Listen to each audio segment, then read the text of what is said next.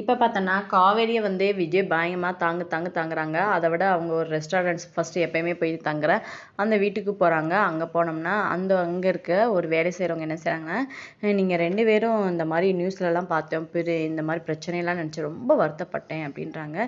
ஐயா இப்போல்லாம் ஒரு குட் நியூஸ் இருக்குது, அப்படியே விஜய் காவேரியை பார்த்து அப்படி சொல்கிறாரு. செம்மையாக இருக்குது.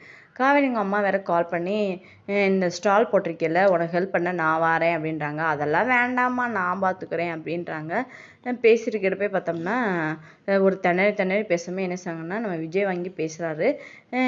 இல்லை நான் பார்த்துக்கிறேம்மா அப்படின்னு சொல்லிட்டு காவேரியோடைய வாய்ஸ்லேயே பேசுகிறாங்க.